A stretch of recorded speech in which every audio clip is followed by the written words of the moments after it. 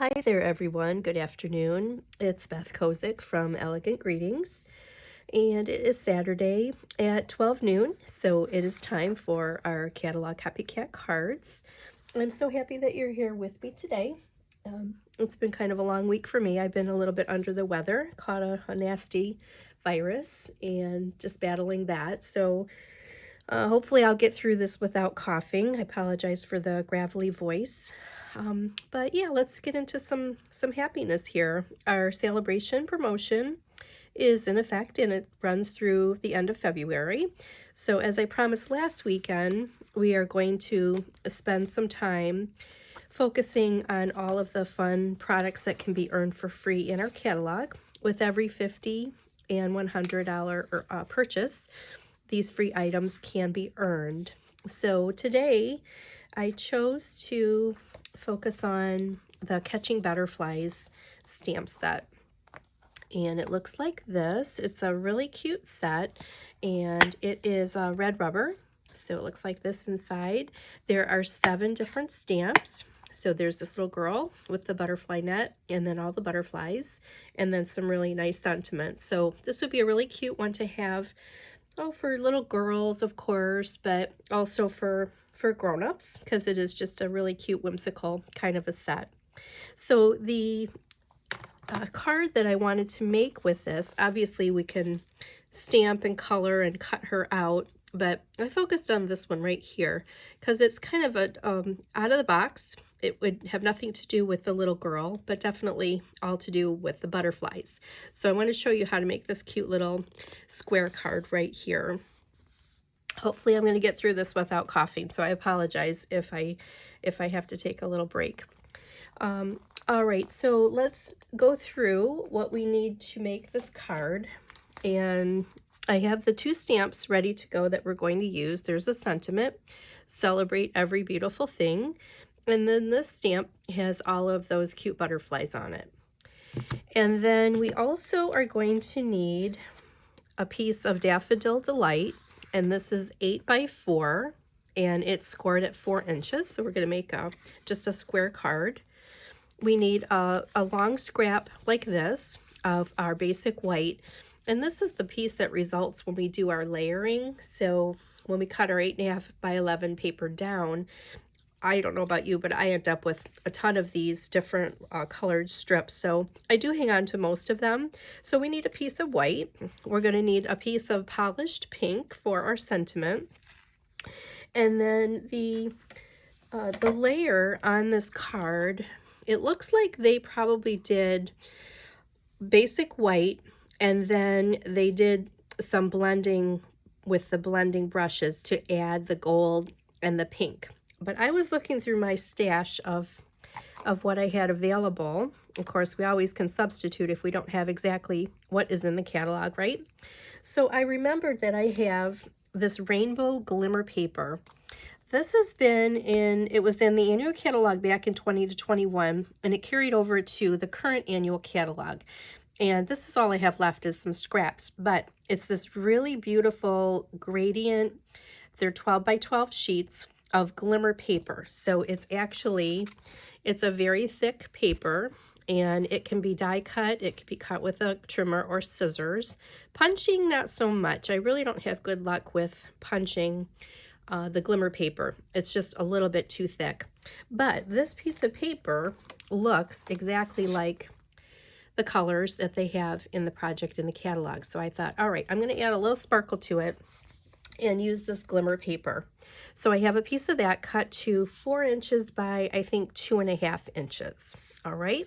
And then we need a die to cut out our sentiment.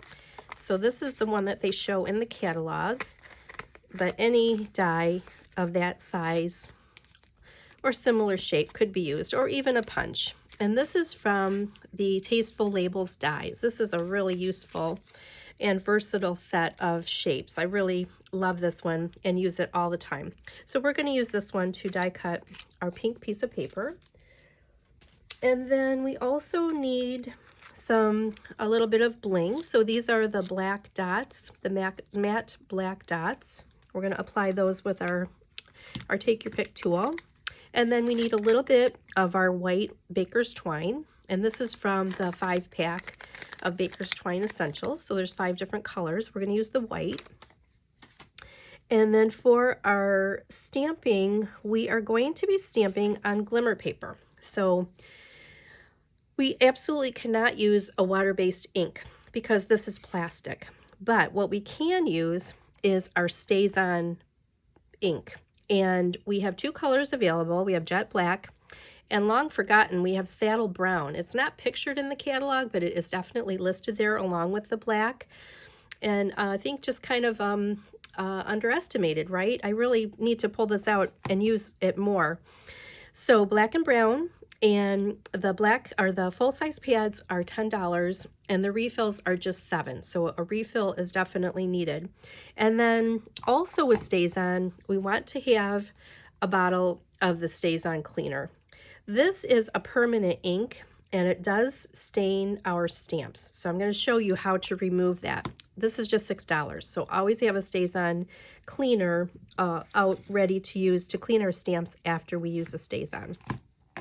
And also StazOn can be used basically on any non-porous surface. So plastic, which would include the window sheets that we have when we make a shaker card, vellum, wood. We have little wood pieces now and again in our collection, so we can stamp on the wood pieces.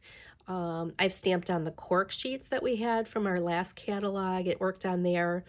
And so it's just a really good ink to use. Permanent, of course, we have to be careful, but it could also be used for watercoloring, right? That is the beauty of it with our watercolor paper or on our regular cardstock, because it won't smear. It is permanent.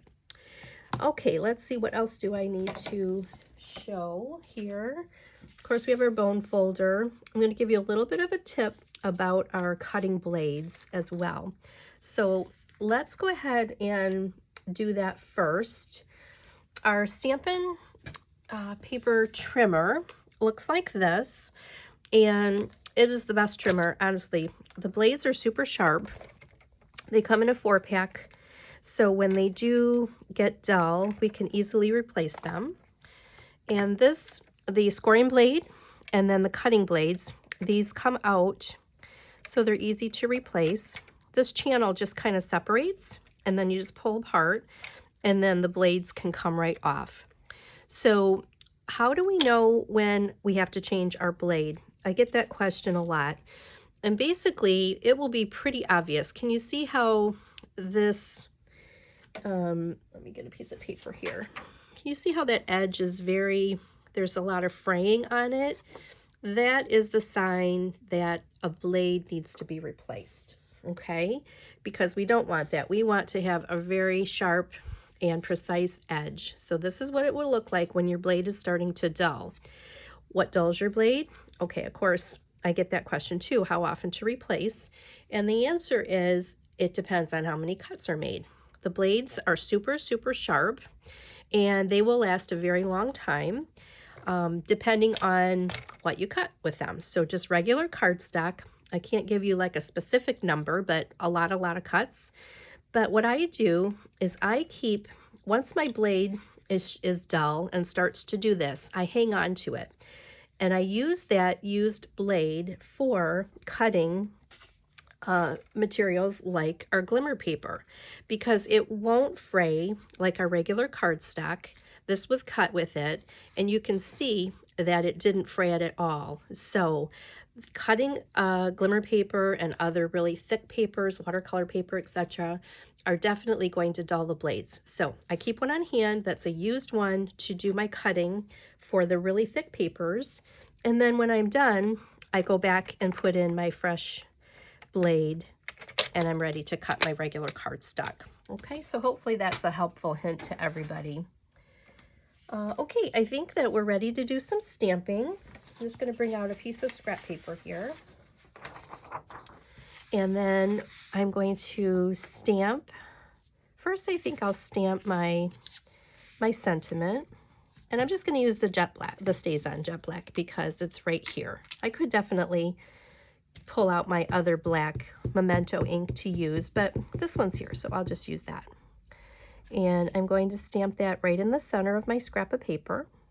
Okay, so you can see how that looks on the stamp. Now, if I go really quickly and try to get that off with my chamois, most of it will come off.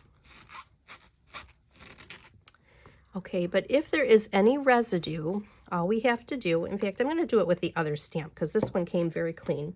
I'm going to show you what to do with how to clean that off of a when it gets the stamp very, very dirty. All right, this is going to need to be die cut, so I'll do that just a second here. And then we have our paper, our glimmer paper, and I'm going to stamp these butterflies all over that paper.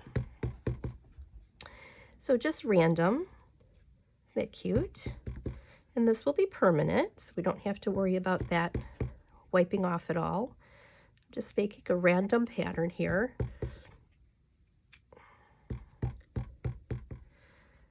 Okay, and then I'll do maybe one more down here in the corner. Okay, that looks cute. Give that a second to dry. I'm going to try to wipe off most of this on my scrap paper. I'll close this back down. Of course, I don't want that to get all over everything. Okay, can you see how there's still a lot of ink left on there? We'll want to use our StazOn cleaner, and this has, of course, the liquid inside, and there's kind of a foamy cap to it.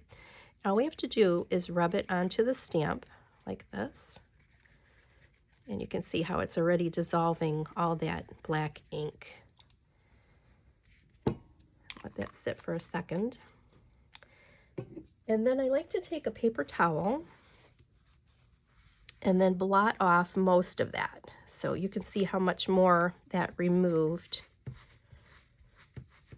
Okay, and then I'll take it into my chamois just to get the final. There we go, nice and clean. Okay, so we're ready to use that for the next time. Okay, and then I think that we just need to do our die cutting. So I have my cutting and embossing machine right here next to me. So I'm gonna bring that in. And my cutting plates are ready to go. I'm just gonna put a sticky note over that to hold it in place because I want that die to be very straight. Another tip about die cutting, we would never want to send the die through a die that has a very straight edge like this. We don't want to send that through the roller with that straight edge because it's going to be really hard to crank. So what we want to do is to just rotate that a little bit so that this point will be the first part of the die that goes through, and it will make it much easier to crank. Okay, and then I'll put my other cutting plate over here.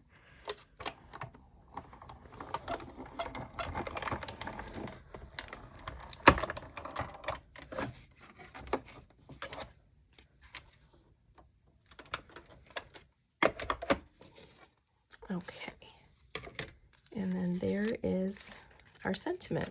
That turned out very cute. A little bit crooked, but that's okay. All right, and then we're going to need to add a little bit of our twine around the bottom. So what I suggest doing, they just have a little simple knot on there. I'm going to take my Stampin' Seal Plus and put some of that along the back. And then I'm going to cut a width. So this will be just about a ½ inch longer or so on each side, a little bit wider than this piece of cardstock is. And I'm just wrapping around that twine like that. And so that's kind of like a fake bow. It's an easy way to make a fake bow. And then I'll take this part and pull that under, and then I'm just going to tie a little knot here. Could tie a bow if I wanted, which might look actually kind of cute. Maybe I'll do a bow.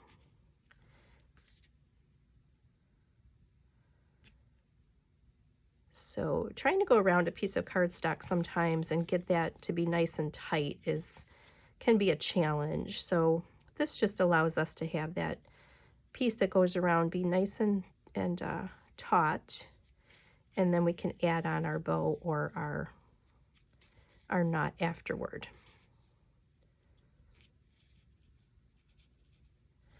Okay, that looks cute. So we're done with that. And then I think we need to get some dimensionals. So I'm going to pull that bow. The other part too is if we do the bow this way, we can always slide the bow or the knot onto the spot that we want it to be. So it's very flexible. I think I'll put it like that. That looks cute. And then a couple of dimensionals so we can add that onto the card. Okay, our next step is to take our piece of white, and we're going to add it. We want just a little layer of white showing behind our glimmer paper.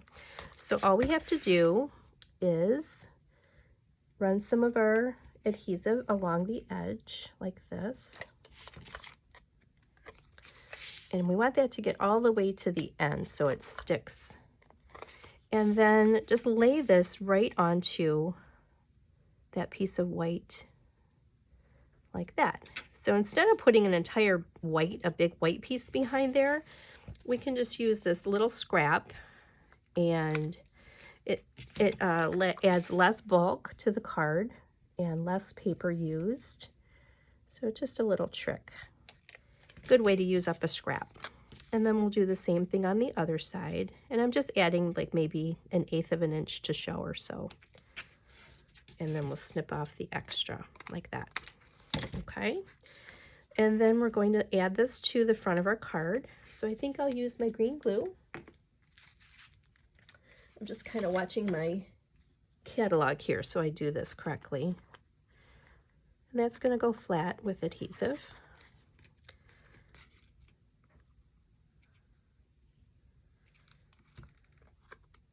And there's a little gap at the top. Okay, that looks good. And then we can put our sentiment on. And that goes off to the center, off-centered a little bit. And that goes like that. It's very cute. And then we'll just add a couple of our matte black dots. And I'm using my Take Your Pick tool and this little putty end. It's a sticky putty, and we are able to just push our gem or whatever off of the plastic and place it right onto our project like that. And then I think I'll use a larger one here.